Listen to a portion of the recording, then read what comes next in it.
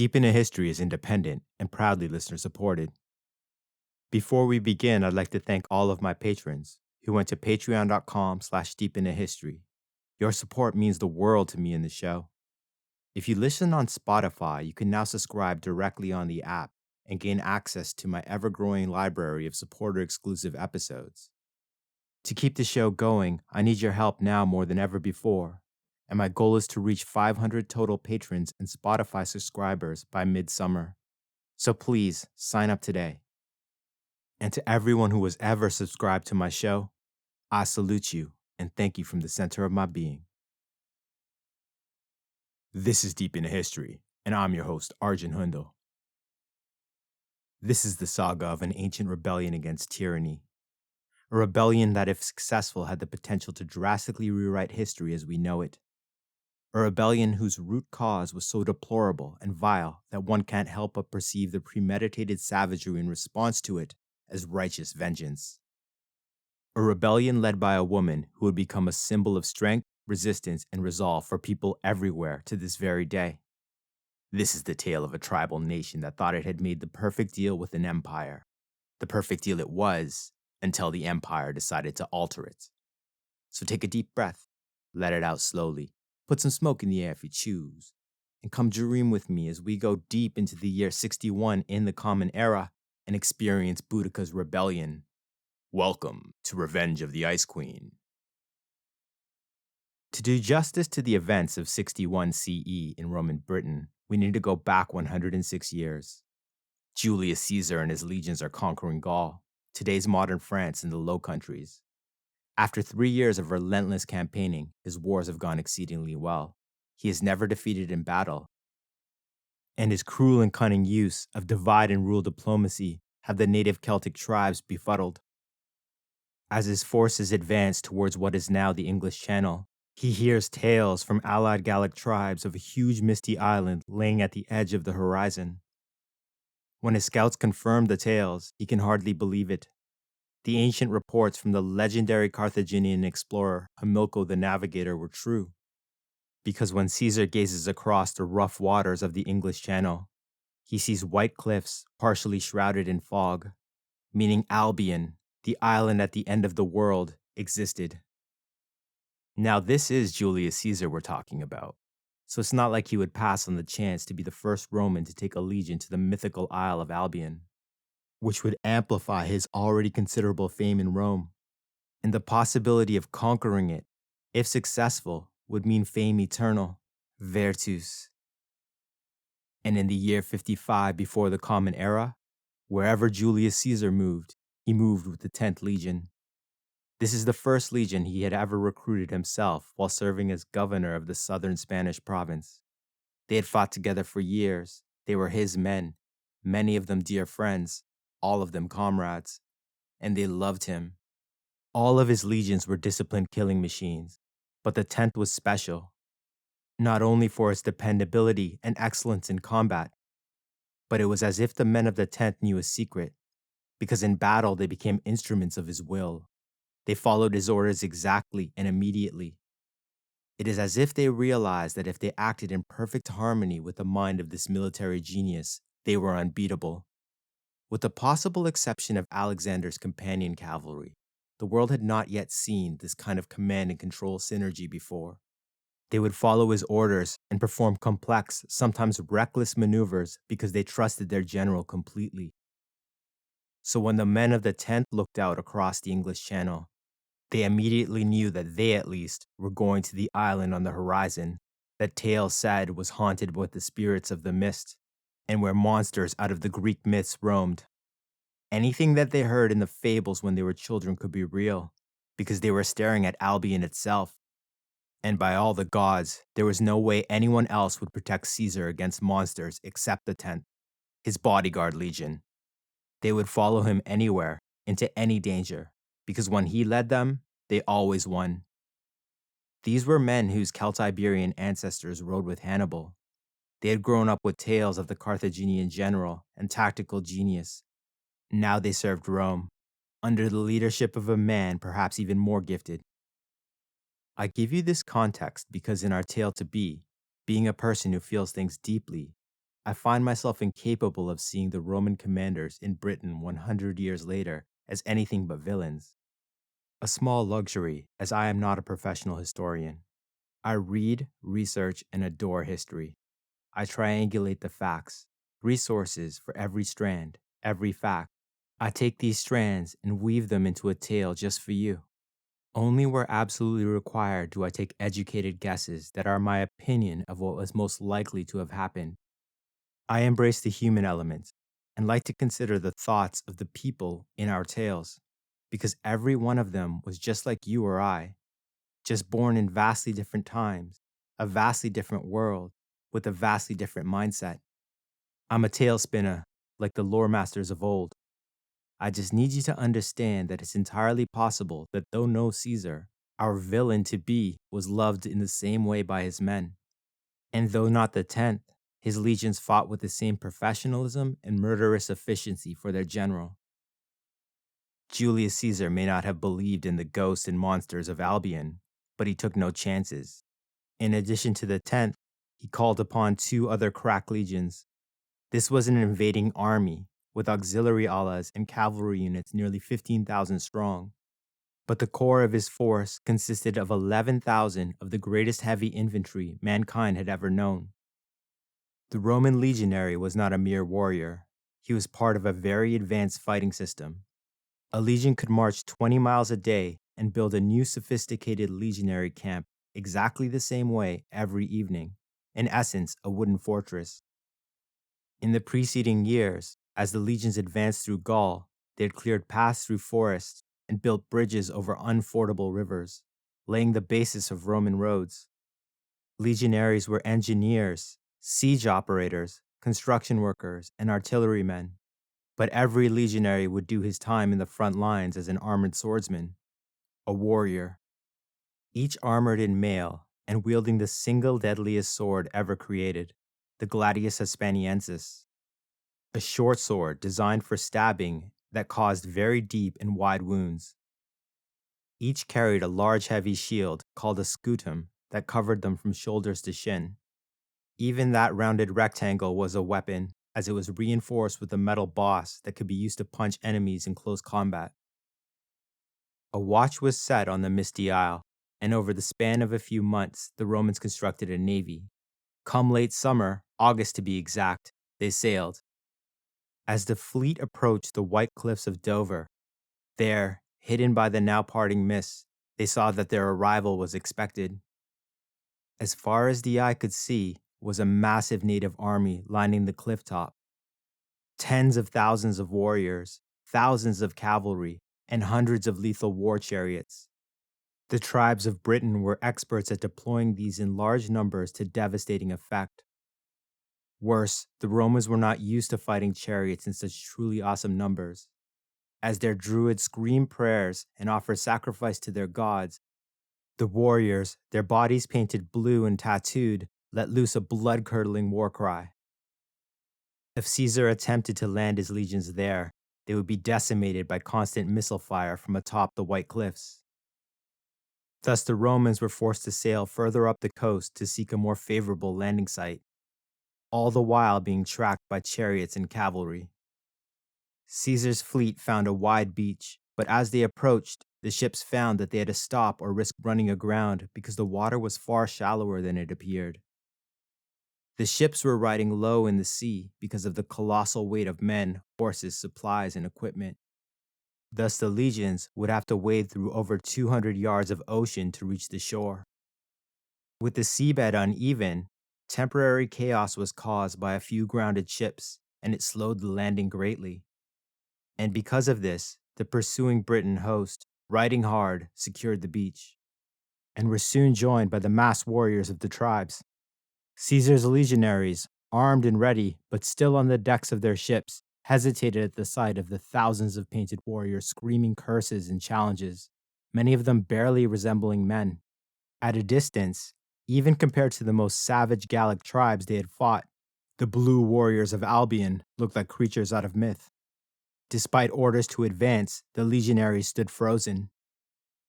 But then, the 10th Legion's Aquilifer, who carried the Legion's eagle standard into battle, jumped into the water and began wading through the surf alone towards the enemy.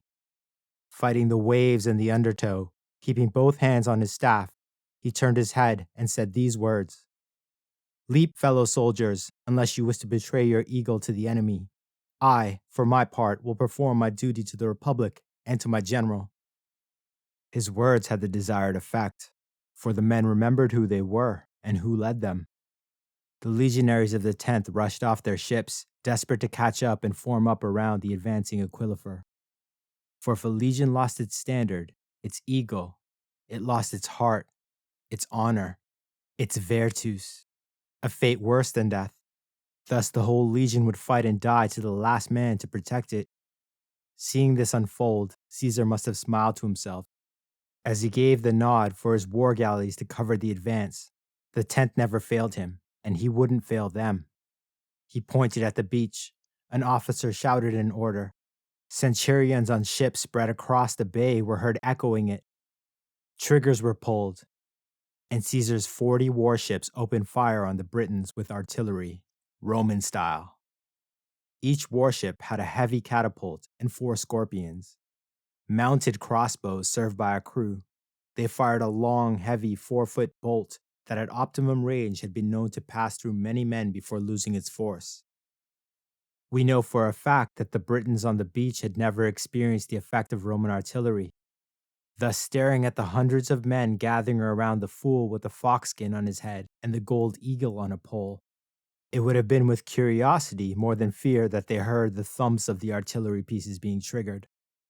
Looking up from the beach, one would see the incendiary rounds of the catapults rising almost majestically, balls of fire, while nearly at the same instant, men and horses around one were being impaled by scorpion bolts, some passing through entire chariot teams, horse, cart, and man. When the catapult rounds landed, they exploded into flame as the oil they contained spread an inferno around the immediate area of impact. From the screams of their burning brethren, the Britons may well have thought the Romans were calling down the wrath of one of their foreign gods, so brutal was the barrage. After several minutes of intense fire, the 10th, formed and ready, advanced with the 2 other legions still forming in the surf behind them. To cover the advance, the fleet artillery focused all their fire on the enemies on the 10th Legion's flanks.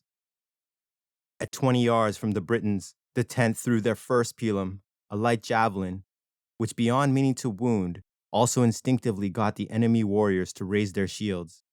Perfect, because at 10 yards they threw their heavy pilum, with a very sharp point, a long narrow shaft, and most of its weight on the rear. It was designed to punch through the now raised shields, and then due to its uneven weight, it would bend, making the shields useless, completely robbing the first few lines of the enemy of their best defense. Once contact was made, the Britons faced a foe unlike anything they had ever imagined. To them it was insane, unnatural. Legionaries ignored challenges to single combat. They advanced in formation. The legion moved forward steadily and killed anything that came near. It would have been with cold dread that the Britons realized that they weren't fighting 3 warbands. Each legion was an army in and of itself, and they were about to make contact with 2 more. The tribesmen fought bravely, but were utterly decimated. The 10th Legion had defeated far more organized and numerous tribal armies in Gaul. This was just business to the professional killers. The fighting on the beach was fierce, but once all 3 legions were fighting together, the Britons, taking horrific losses, having no chance, quickly turned and fled. Though some Romans had fallen, and many more were wounded, thousands of Britons lay dead. The sand turned red with their blood. Thus began Caesar's 2 summers of campaigning in Britain. There was hard fighting, but Caesar steadily conquered territory and received the submission of many tribes who wanted no part of the Roman war machine. Promises of fealty and submission were made, but after the second campaign season, there was a serious and massive revolt in Gaul. Thus Caesar and his legions were forced to leave the island, and our tale, for good. Dream with me as we advance ahead 90 years. Due in large part to Caesar's actions, the Republic has fallen. Rome is now the Empire, ruled by Caesar's kin. Emperor Claudius needs to solidify his hold on the throne.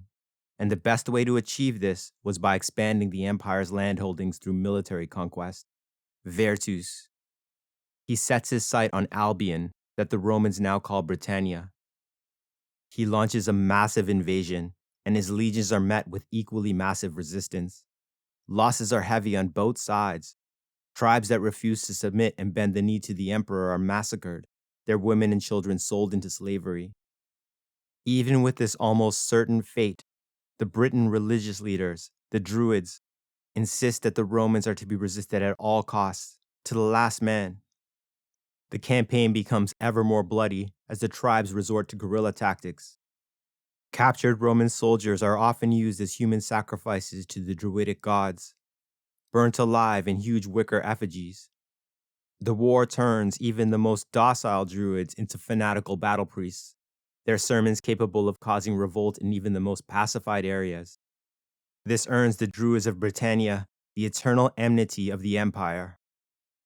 Seeing no end to the brutal conflict, the emperor declares victory and celebrates a triumph in Rome. He even names his son Britannicus, an honorary that in Republican times was reserved for a general who had subjugated an entire nation, such as Scipio Africanus, who defeated Carthage, or Quintus Metellus Macedonicus, who subjugated Alexander's homeland. There was one huge problem, though. Britannia was far from conquered. To hide the extent of the lie, Emperor Claudius appoints a governor, just as he would with any other pacified province. But in truth, the governor's mandate was to finish the conquest. Many years of constant conflict followed. Rome slowly, inexorably conquers the south of modern England. Large tribes to the north were offered the chance to become clients of Rome, in essence pay an annual tribute, allow Roman roads to be built on their land, passage for the legions, and for this, earn peace or become the next target. After witnessing the fate of the southern tribes who chose to make war on the Romans, many tribes in the north came to submit in this way. The wars in Britannia ground on and on. There were a series of governors. When the fifth comes to power in 58 in the Common Era, Nero is the emperor. He cares nothing about how it gets done. He wants the island pacified and, more importantly, fully Romanized, so it can start producing the massive taxes he requires for his vast building plans and insane spending habits. Enter Gaius Suetonius Paulinus, Nero's choice to be governor of Britannia. Paulinus was an experienced commander who would brutally put down a major revolt in Numidia in Roman Africa with incredibly ruthless efficiency. When he arrives in Britannia, the conquest of Wales had barely begun, and only the south of modern England was under direct Roman control. To give you a rough idea of the geography, if you draw a line across modern England, where Manchester is, that would be the frontier at this time. Directly south of that line were the client kingdoms, large tribes that had agreed to friendship and Roman protection in exchange for paying large annual tributes. Everything south of modern Colchester was the province proper, firmly under Roman rule, with paved roads and infrastructure. Britannia had 4 legions, 2 campaigning in Wales, 1 in the far south near modern Exeter, and the last in the north, protecting the frontier and ensuring the client kingdom stayed loyal. Governor Paulinus was well versed in the campaigns of his predecessors, and decided that the only way the conquest and Romanization of Britannia could ever be achieved was to forever remove the fighting spirit of the Britons. He needed to remove the source of their cultural identity, as he had in Africa. Only then could the tribes be Romanized. He saw the Druids as the heart and soul of the Britons' will to resist. Even now, Druids stood with the tribes in Wales, chanting fanatical battle cries and raising rebellions wherever they went. So his first act was to outlaw them. This sent nearly every Druid rushing to their one place of refuge, the forbidden and sacred Isle of Mona, modern Anglesey, just off the coast on the northeast tip of Wales. This was the Druid stronghold and the center of their religion, and was the exact response Governor Paulinus wanted: to get every Druid to gather in one place and then exterminate them. To give you an idea of the enormity and just how extreme a move this was, You need to understand that while many Druids were fanatics, constantly causing trouble and using captured Romans as blood sacrifices to their gods, many more were spiritual guides for the Britons, the conduit to the divine. They performed marriages, offered prayers for dead loved ones, were the keepers of lore and the history of their ancestors. They were teachers, and through their oral tradition, served as the cultural, sacred, and historical memory of the entire race. It took an acolyte 20 years to memorize their lore and prayers. Only once their knowledge was encyclopedic could one be called a druid. They were part and parcel of what it meant to be a Briton. Previous governors had targeted specific druidic sects and placed bounties on particularly barbaric individuals, even going so far as to banish them from certain areas. But no one had ever considered exterminating them outright. Governor Paulinus cared nothing for any of this.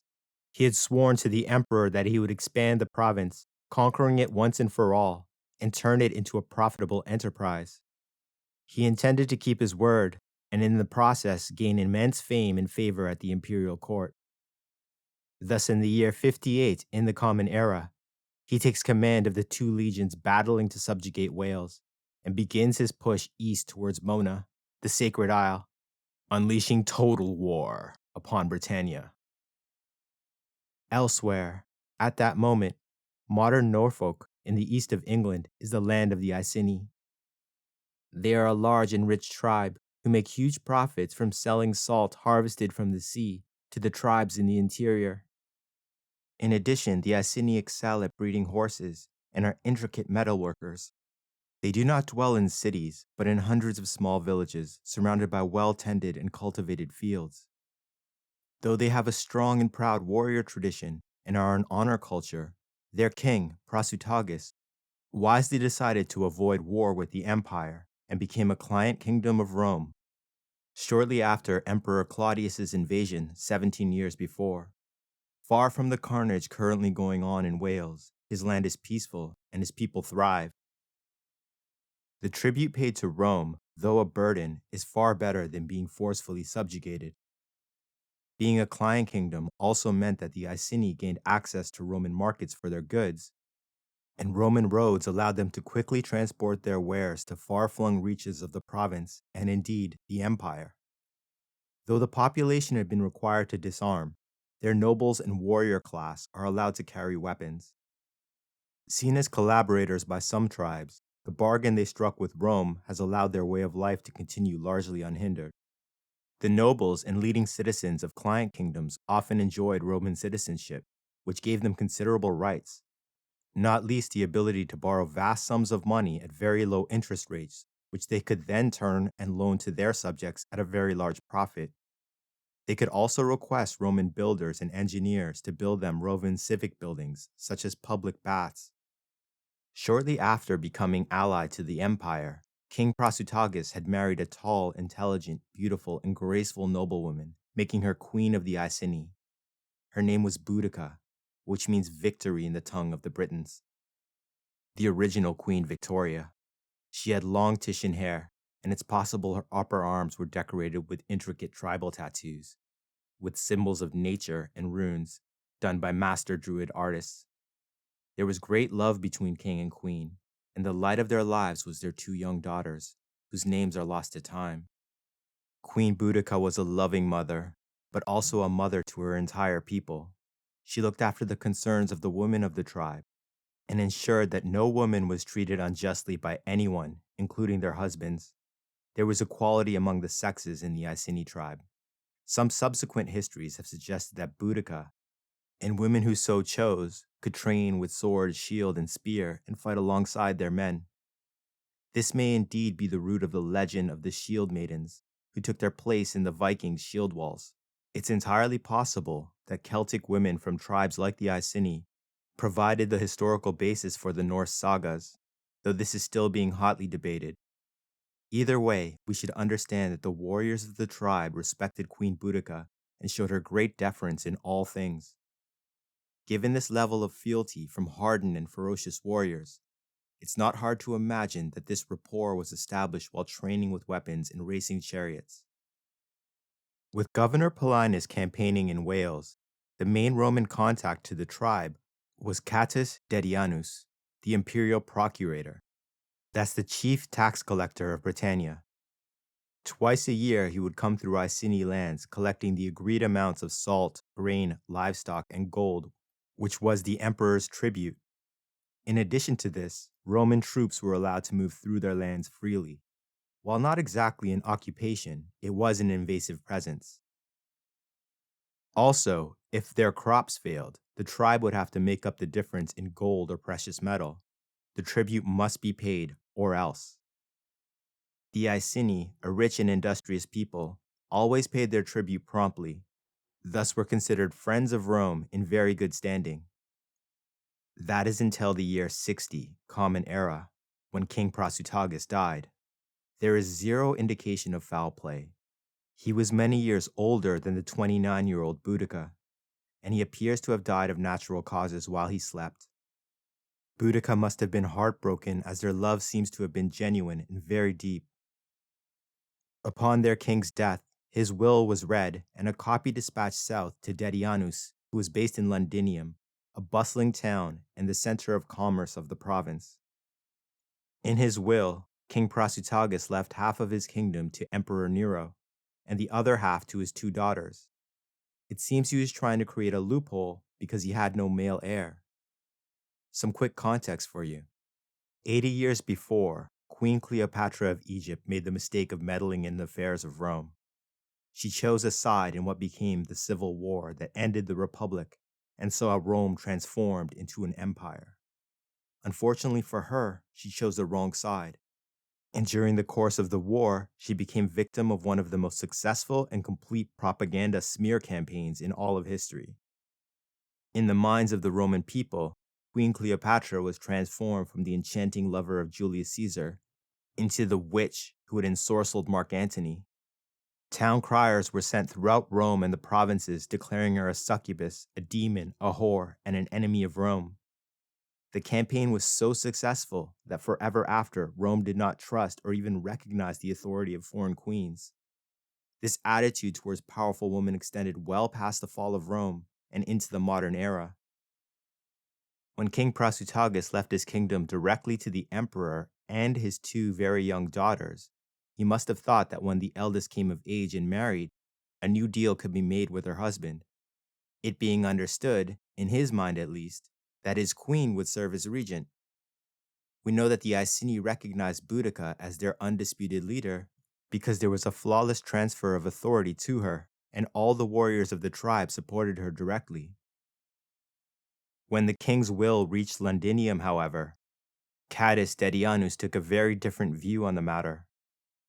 According to imperial Roman tradition at this time, only a male heir could inherit a client kingdom. Failure to produce one meant that the kingdom belonged to Rome. All of it, every last inch, and its people were to submit to the will of the emperor. Dedianus took a large contingent of cavalry and rode north, determined to punish the Iceni for King Prasutagus' gambit. Given what is about to transpire, we may be tempted to lay all the blame at Dedianus' feet. However, he was Governor Paulinus' man, and under the same mandate. In my mind, at least, knowing something of the man, had Governor Paulinus been there in person, the response would have been even more brutal. The sight of perhaps 100 Roman cavalry, with Dedianus at their head, would have attracted barely any notice by the Iceni, who were used to seeing Roman columns marching through their lands to collect tribute or to reinforce the 9th Legion on the northern frontier. When Dedianus and his guards rode into the center of the Iceni capital, none of the tribespeople would have expected what came next. The Romans dismounted and proceeded to assault anyone they saw. They slapped women, kicked children, and pushed protesting Iceni warriors to their knees, killing any of those that they could not subdue. Outraged, Boudica ran to Dedianus and declared that his men had no right to do any of this, as the Iceni were allies of Rome in good standing. She then made a fateful mistake. She declared herself queen and ruler so that any punishment should be borne by her alone. Dedianus ordered her seized and had her tied to a pole in the center of the town. He then declared to the gathered and bewildered Iceni that Boudica was no queen, and that their land now belonged to the Empire. He ordered a guard to whip her back until it was bloody. As this was being carried out, and perhaps because Boudica did not beg for mercy, Dedianus's eyes moved to her weeping daughters, only 9 and 12, and conceived a new infamy. He spoke a few words to some of his men, who seized the children and brought them before their mother. Then, before her eyes, dragged her screaming daughters to a nearby hut and proceeded to rape them, the horrific sounds heard by Boudica and the entire gathered population. I don't think I need to elaborate. The rest of his guards stripped the town of anything of value, and with their twisted and horrific message delivered, the Romans rode away. Boudica, blood dripping from the more than 30 lashes on her back, in a state of utter shock, sorrow, and sheer dehydration, found herself with no tears to cry.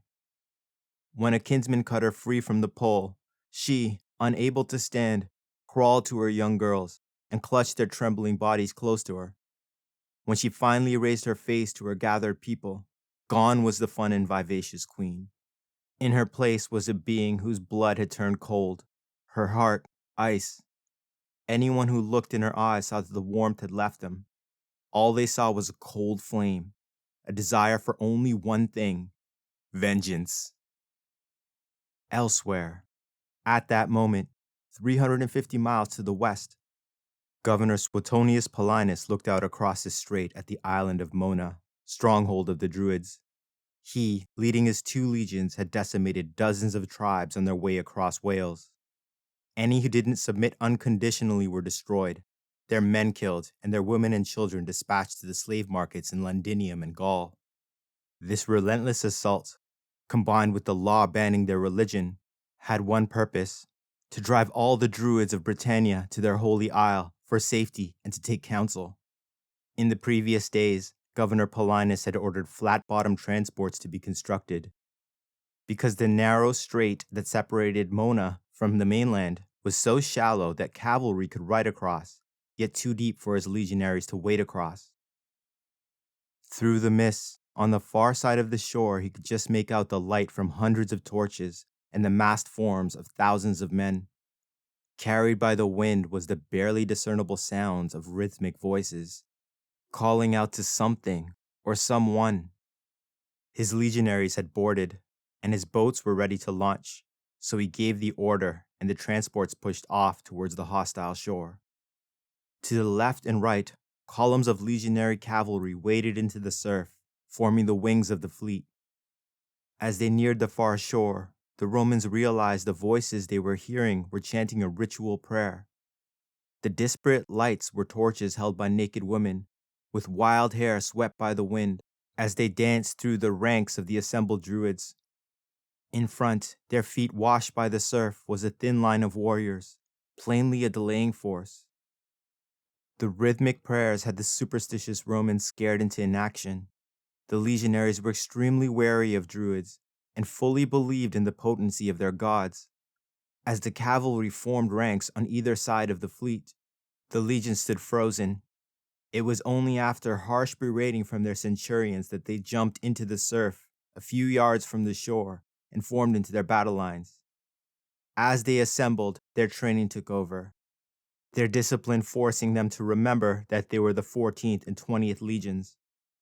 Once the advance was sounded, the legions made quick work of the thin line of warriors protecting the beach.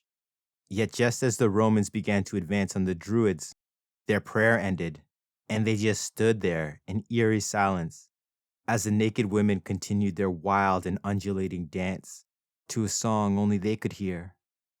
The silence was completely unnerving, and it was with a very rare battle cry to overcome their terror that the legions rushed forward and slaughtered the unarmed Druids. When their murderous advance was almost complete, the few surviving women threw their torches onto the ground, which erupted into flame. The sand had been covered in oil.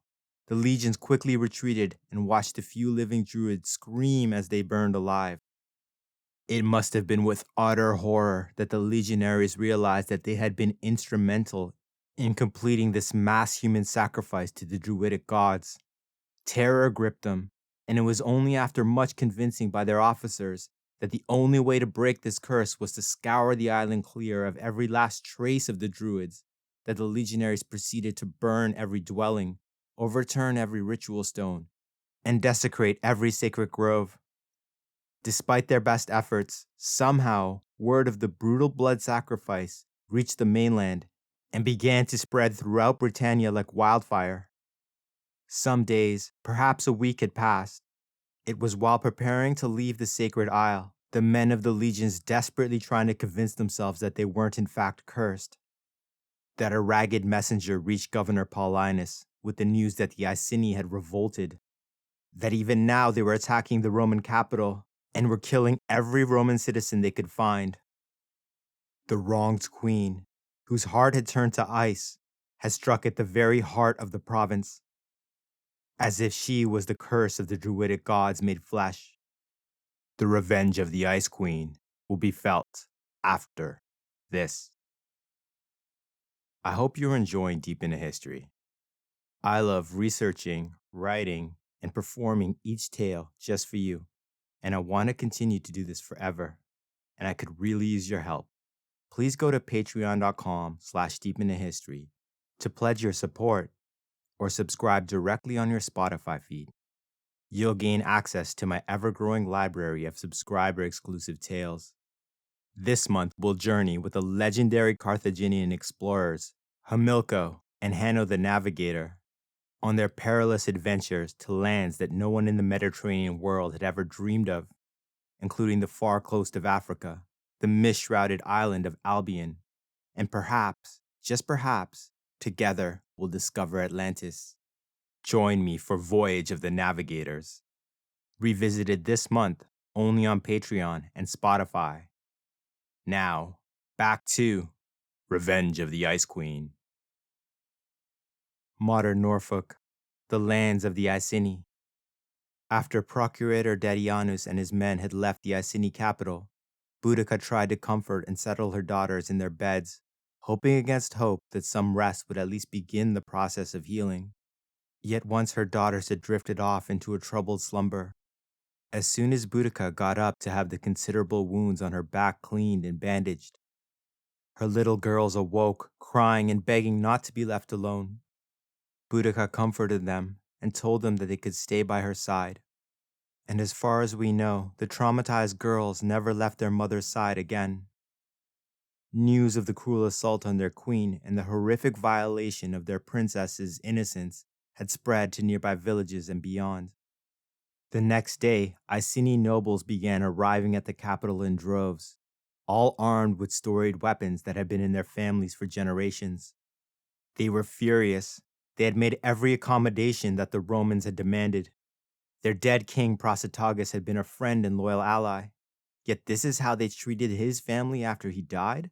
Still mourning him, the ashes of his funeral pyre barely cold.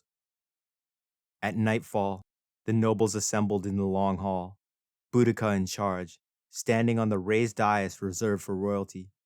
No one there doubted who ruled them. With their young princesses, shells of their former selves, hiding their faces in their mother's gown, Boudica spoke, not with rage, but with ice-cold calculation, ordering the chieftains of the Iceni to retrieve the hidden caches of weapons from the deep woods that her husband had secreted from the Romans, and arm their people for war. This insult and violation would not go unanswered, and the Iceni roared their approval. Then came the moment upon which the success of this rebellion would hinge. The queen beckoned the representatives from the neighboring tribe forward, the Trinovantes. You see, though rich, skilled, and brave, the Iceni were not one of the more numerous tribes. The Trinovantes, though a conquered and subjugated people, numbered in excess of 80,000. And just as vital to her plan, the Roman capital, Camulodunum, was built on their land just to the south. If their tribe agreed to help, or at least not betray Iceni intentions, they could take the Romans completely by surprise. It appeared that the Trinovanti had been waiting for just this kind of opportunity to revolt, for their representatives announced their immediate support and that they would return to their lands and spread the word. Running their daggers across their palms, swearing blood oaths that when the Iceni reached the Roman capital, the Trinovanti would rise. Preparations for war had to be made quickly and quietly, for if word reached the Romans that they were coming, all hope of victory would be lost. During the weeks it took to arm her people and restore long unused war chariots to working order, the only clue that anything was amiss for anyone walking through their lands would have been the neglected fields. Huge trade wagons were filled with provisions, their villages stripped, leaving nothing of use behind. For the Iceni were rising as a people. The entire tribe, women and children included, would march, because the brutal actions of the empire were taken as an insult and attack on every member, and a stain on their collective honor. On the appointed day, Boudica rode to the head of her massed nation. Without their druids, who had fled to Mona, no one knew how to perform the rites, prayers, and sacrifices to the gods for victory. So instead, the queen declared that every drop of Roman blood would be a tribute to Andraste, the Iceni goddess of war. If she would give them a victory, she would receive the greatest sacrifice in all of history. With the roar of defiance that was quickly taken up by her people, Boudica turned her chariot, her daughters holding onto her on each side, and set off for the Roman capital. 40,000 Iceni followed her. The rebellion had begun. Camulodunum, modern Colchester, lay almost directly south of the Iceni lands. It was built on the exact site of the old Trinovanti capital. It was a huge, sprawling city, constructed to display the power and glory of the empire. Its buildings included homes for tens of thousands of retired legionary veterans and their families, as well as various civic buildings, markets, amphitheaters, baths, the governor's palace. An added center was the nearly complete, massive, and astonishingly tall Temple of Claudius, the construction of which had already taken the lives of hundreds of Trinovanti slave workers in the city, and perhaps thousands more worked to death in the nearby rock quarries. What the imperial capital of the province of Britannia lacked was defenses. There were no city walls, towers, or fortified gates. This is extremely rare for a city this important in a province. The Romans must have felt completely secure, or perhaps felt that no one would be brazen enough to attack a city full of former legionaries. They were wrong. Nearby, the Iceni waited, hidden by the forests, where they'd met with large groups of Trinovantes. The city just over the horizon. When night fell and the moon rose high enough in the sky to light their way, words were spoken, and a war cry that encapsulated the pain and rage of two nations thundered from the woods. This collective scream of rage must have alarmed at least some of the city watch, because 3 riders did manage to get out with messages begging for help. One rode to the 9th Legion on the northern frontier, another south to Dedianus in Londinium, and the third to Governor Paulinus, who was even now on the sacred Isle of Mona. The rebel tribe swarmed into the capital, its well-planned and paved streets providing the perfect avenues for the assault. Taken almost completely by surprise, the men of the urban cohort, the city guard, were immediately overwhelmed by the huge numbers. By the time a general citywide alarm was sounded, there was no time. The population on the outskirts were slaughtered as they exited their dwellings to investigate the disturbance. All Roman men, women, and children were put to the sword. No mercy whatsoever was to be shown to the oppressors. Queen Boudica's vow to Andraste ensured that no one would be spared. As the horde of rebels cut their bloody path through the capital, they freed thousands of slaves, most of them Trinovanti, who eagerly took up arms against their former masters. As the sun rose the following morning, an eerie silence filled the streets, after the night of unending screams of rage and terror. A few hundred, perhaps as many as 1,000 Romans had barricaded themselves in the nearly completed Temple of Claudius. The tribesmen had tried forcing the entrance, but it was heavily guarded by retired legionaries who slew any who tried to enter, and the Romans subsequently blocked the entrance with building materials from the temple. Boudica's army made camp around the massive structure, hoping starvation would eventually force them out. After 2 days of waiting, word reached the queen that the Northern Legion was marching to relieve the city, the 9th. She held a council of war with her nobles and came up with a plan. First, they systematically set alight every building in the capital, block by block. Then, using the scaffolding around the massive temple complex as kindling, they set it ablaze with the Romans inside. No one survived. As the tribal army marched back to the forest, the city was an inferno, with columns of thick black smoke rising to blot out the sun.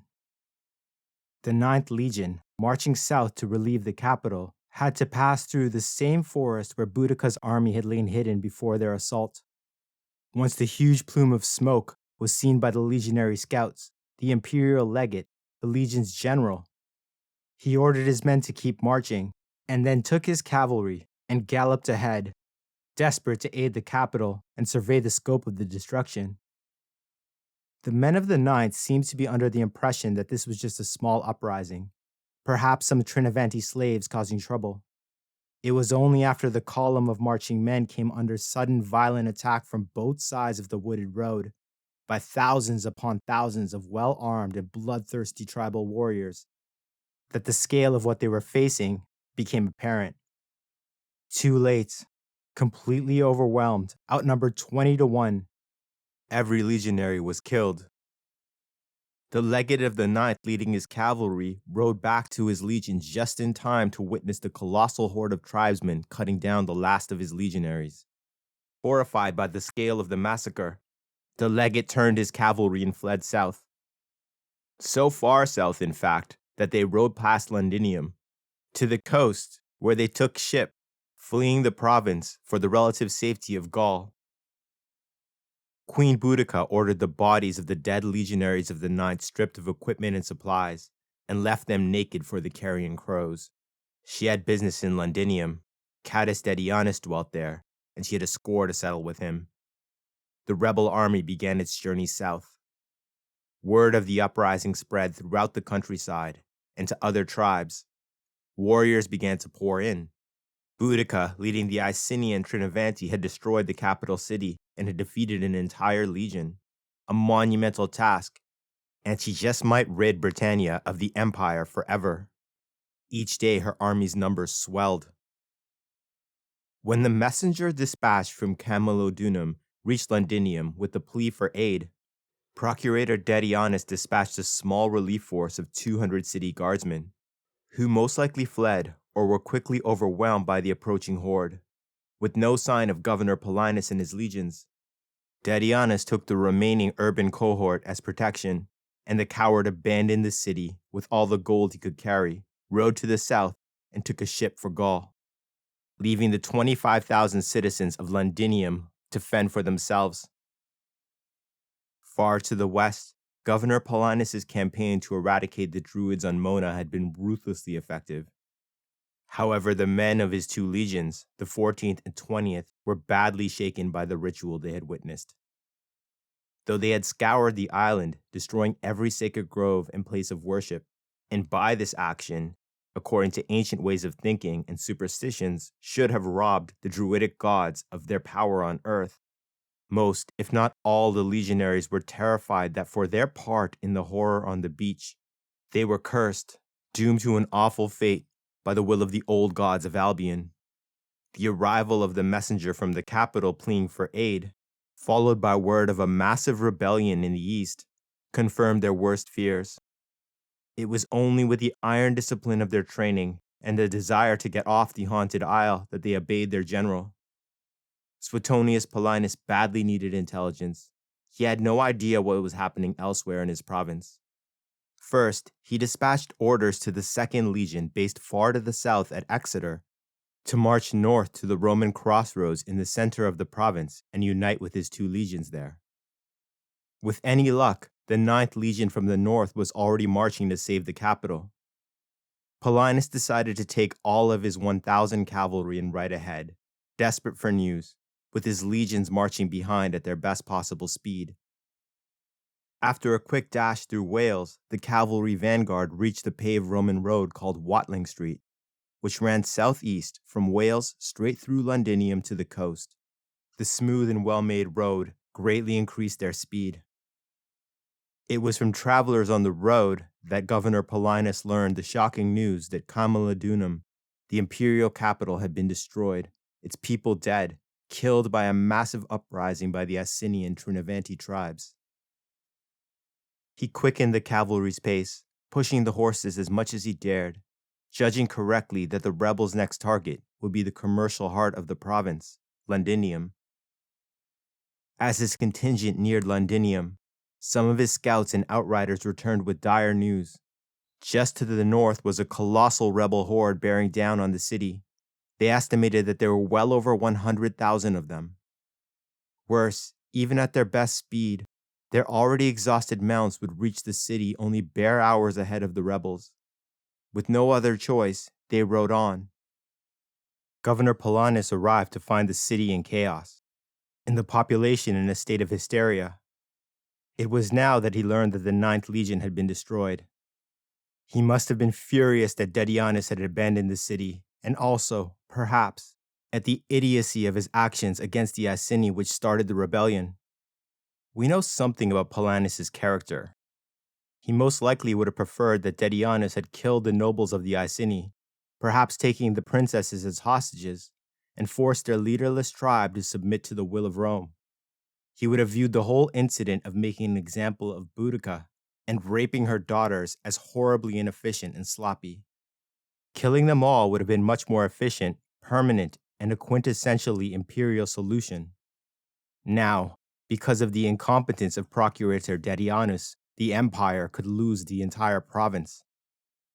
Paulinus ordered that all citizens should evacuate Londinium immediately and follow his men up Watling Street to the relative safety of the lands beyond his marching legions. As thousands began to follow the cavalry, they could hear war cries and screams of terror from the distant horizon as Boudica's army descended on the city's outskirts. Those actions had allowed many citizens to get away. Thousands more were trapped in the city that was even now being set aflame. The only hope for the Romans was to reach Paulinus' legions, and even then they would be massively outnumbered. As plumes of black smoke rose behind them and the glow from burning Londinium lit the night sky, the Roman refugees desperately tried to keep pace with the cavalry, as the curse of the Druids in human form followed them up the road just a few miles behind. While still in hot pursuit of the fleeing Romans, Queen Boudica was forced to stop to sack the town of Verulamium, modern St. Albans, for supplies for her massive army, bringing the number of Roman citizens sacrificed to Andraste to over 70,000. Leaving another burning town behind them, the rebel force now numbered over 100,000 warriors, with at least as many women and children, the warriors' families moving with them, along with thousands of now full supply wagons. Boudica's army resumed the pursuit. Word of the rebellion's success, as well as the massacre at Mona and the Druid's curse, brought ever more people to her side. Her horde was growing every hour, with bands of warriors rushing to join her. Boudica had the Romans on the run, and after their victories, her army felt invincible. The sack of Verulamium gave Governor Paulinus just enough time to reach his legions at the crossroads of Watling Street and Fossaway, which led to Exeter, the site of modern High Cross in Leicestershire. The delay also allowed the desperately tired refugees from Londinium a chance to catch up and seek aid from the settlements laying beyond the Roman army. All was not well, however. Hearing of the Druid's sacrifice and curse, coupled with the destruction of the capital, the 2nd Legion to the south at Exeter had refused to march. Gritting his teeth at the betrayal, Governor Paulinus took stock of his army. He had the 14th and 20th Legions. Though not at full strength due to losses on the brutal campaign through Wales, they were tested and battle-hardened men. In addition, he had a contingent of dedicated siege weapons, a few small catapults, and perhaps 36 scorpions used to counter the Briton war chariots. Including his cavalry, Paulinus had just under 11,000 men. Against this, they faced a tribal horde in excess of 200,000. With a bare minimum of 80,000 warriors, they were outnumbered at least 8-1, more probably 12-1. Some sources make the odds considerably worse. A terrible situation by any metric. But what made the Romans so different from anyone that came before them was that they were used to being outnumbered, though almost never to this extent. It was their discipline and their ability to execute orders quickly, tactical adaptability, that allowed them to dominate on the battlefield. What this meant for the men of the 14th and 20th legions was that though they were shaken by the occurrence on Mona and terrified by the subsequent rebellion, they only had one thing to fall back on, and that was their faith in their commander's orders. Rather than be pursued further, Paulinus ordered his men to march towards the enemy. On his rush back to the legions, he had spotted the perfect terrain for his plan. They marched a short distance and came to a wide open field lined with thick woods, which narrowed to an opening in the trees just large enough to hold the legions in ranks and safely prevent them from being surrounded. The flat field between the arms of the forest was also the perfect terrain for the Britons to use their chariots, and this is exactly what Paulinus wanted. Picture a V shape, the interior of which is a flat grassland and the rest impassable woods, with the legions stationed at the bottom of the V, and you'll have almost an exact picture of the battlefield in your mind. This field, this break in the woods, lay somewhere in the modern Midlands of England. The exact location is still unconfirmed. Once they had reached their position, Paulinus gave his orders, and the legion set to work. First, they dug up enough earth to create an artificial rise on the position behind them. And on this new hill, Paulinus stationed his score of scorpions and catapults. In front of that rise, he placed his two legions in a very tightly packed rectangle. They were ordered to stand their ground until he signaled otherwise. He split his cavalry evenly on each flank. Both contingents cut long lances to act as a mounted phalanx pressed against the forest on each side. And then the Romans waited. Paulinus had no choice. This was the only defensible position for miles, and with the enemy so close, they had to stay in formation. It wasn't long before the first Briton chariots were sighted. However, it took the rest of the day for the massive horde to arrive. With daylight quickly fading, Queen Boudica ordered her people to make camp for the night. Compared to her mighty host, the sight of the assembled Romans across the field must have looked pathetic. She ordered that a guard be set to watch the enemy, and then the nearly 250,000 tribal people made camp. They lit fires and shared plundered Roman wine among themselves, toasting their queen and spilling sips onto the ground to earn the favor of their gods in the coming battle. The queen would have spoken to her sub-commanders and noblemen and gone to her tent early, as her traumatized daughters would still not leave her side, let alone go to sleep without her. The revels would have gone on throughout the night. A mile away, the Romans were forced to sleep in formation where they had stood in 90-minute shifts. Every other man in the line alternating between standing in position or sitting down to get what sleep they could. The legionaries would have been cold and stiff as the sun rose, but at least they were not hungry. Throughout the night, warmed and hardened biscuits along with water skins were constantly passed from man to man. Thus by dawn, they were well fed. Paulinus and his officers had also had time to move among the legionaries and explain their battle plan exactly. This put iron into their spines, because for a Roman legionary, nothing inspired more confidence than a well-thought-out battle plan that they knew they could execute. As the sun rose in the early morning, across the field, the Britons were lashing horses to their chariots. Perhaps as many as 200 of them would be converging on the compact Roman lines. Unlike their eastern counterparts in Persia, the Briton chariots were not shock weapons designed to charge through ranks of soldiers. Lethal primarily because of the side-like blades spinning out from the wheels. Instead, these functioned as mobile weapons platforms, extremely fast that could dart in and out of battle, launching heavy spears and delivering elite armored warriors to areas of the battle where they were needed most. On open ground, they were extremely effective. Behind the chariots massed 100,000 tribal warriors, armed with their longswords, axes, and odd bits of equipment from the Romans they had killed. Metal armor was not common. Most warriors entered battle bare-chested with blue and red painted designs covering their bodies. The exception to this were the nobles and the very best of the warrior class, who wore chainmail and metal helms. They would be delivered to the front on their chariots and formed the armored tip of the spear of the army. Behind their warriors, the Briton wagons were chained together. Upon these sat the elderly and children, along with those who could not fight. This wagon wall also served as a fortification, protecting their rear from attack. At the center of the line of chariots stood Boudica with her 2 daughters at her sides. She gave a rousing speech to her army that was greeted with a tremendous war cry. Unfortunately, we don't know what she said. A version is available from later Roman sources who would have had no way of knowing.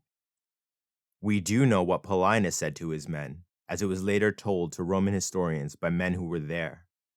Governor and General Suetonius Paulinus, in response to the deafening war cry after Boudica's speech, said, "Despise the savage uproar, the yells and shouts of undisciplined barbarians.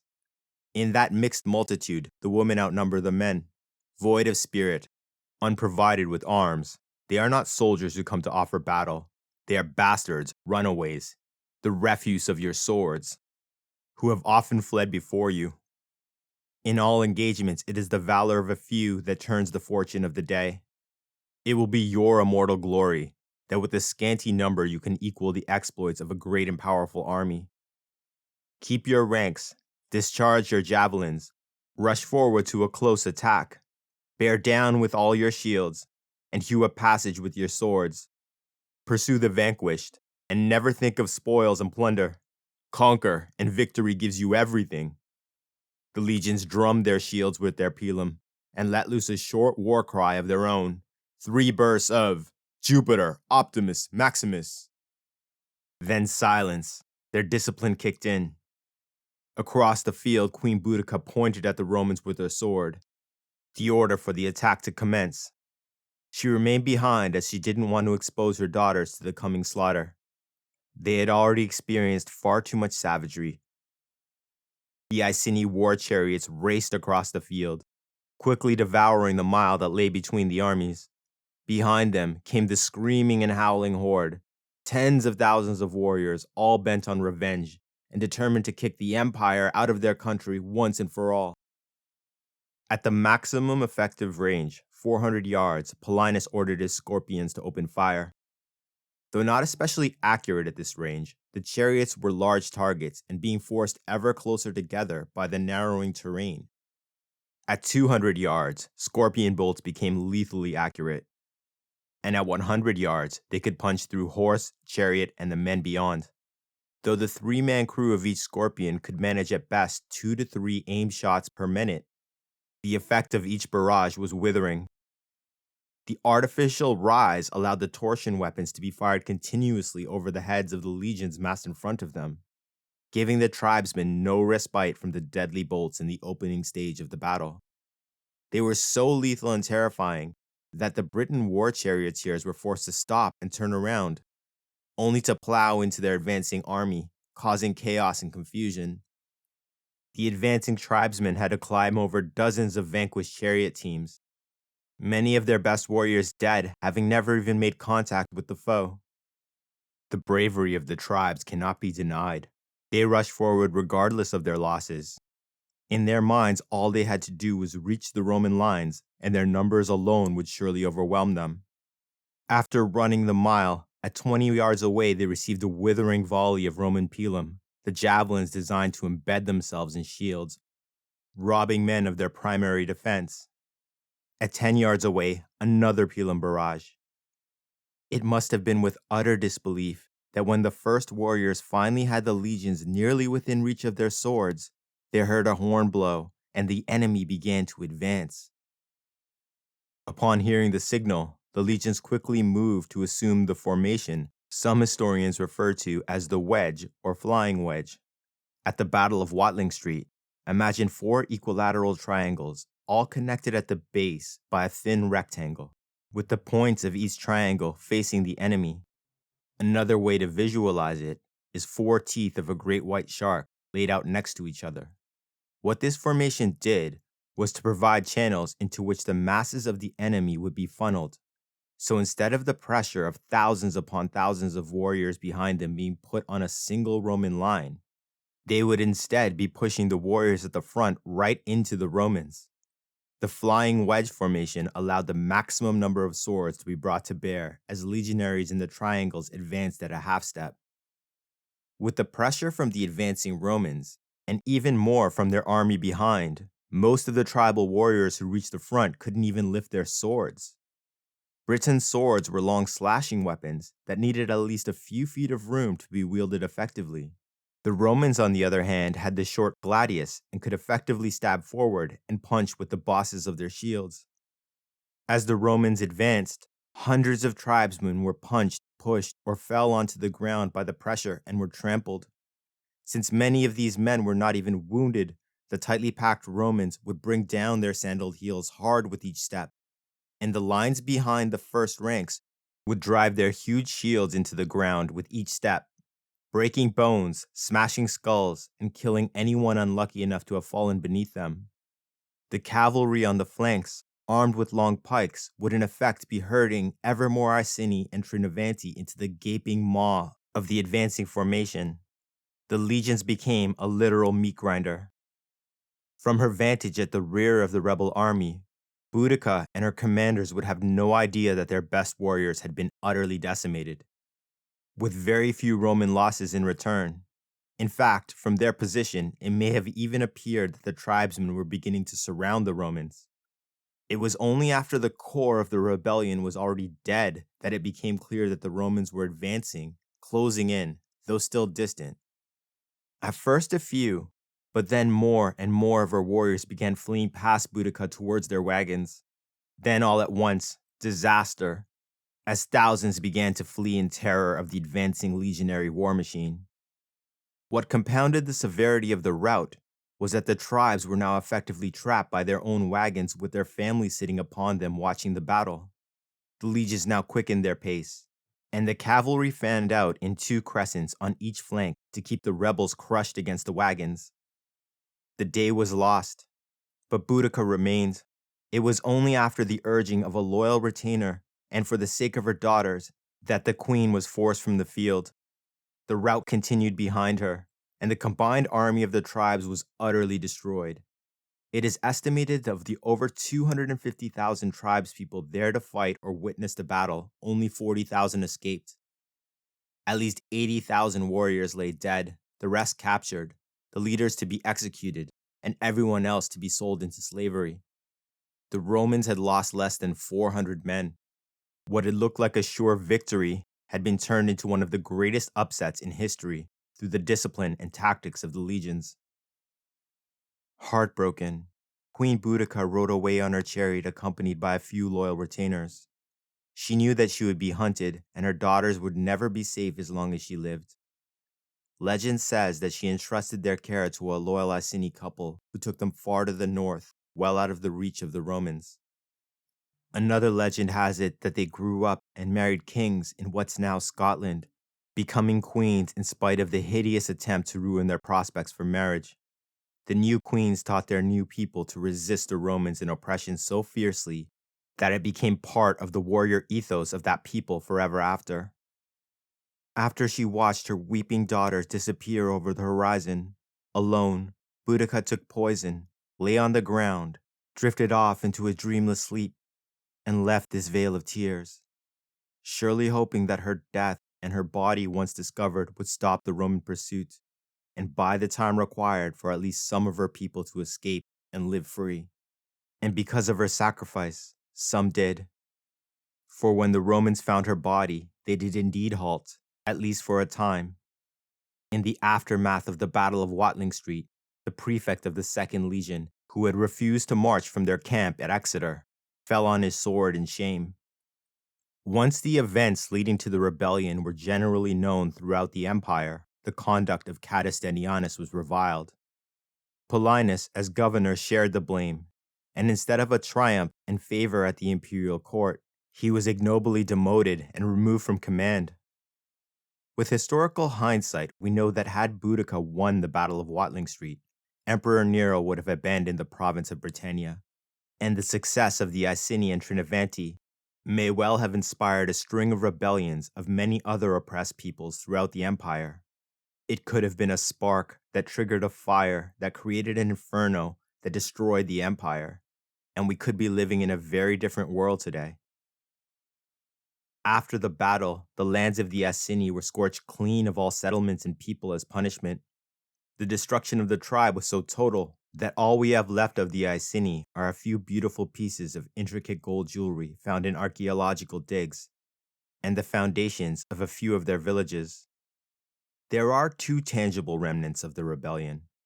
When you dig into the ground in modern Colchester and modern London, you come to a thick layer of black ash. This is called the Boudican layer, and is all that remains of the buildings, people, and goods of ancient Camulodunum and Londinium who burned for vengeance.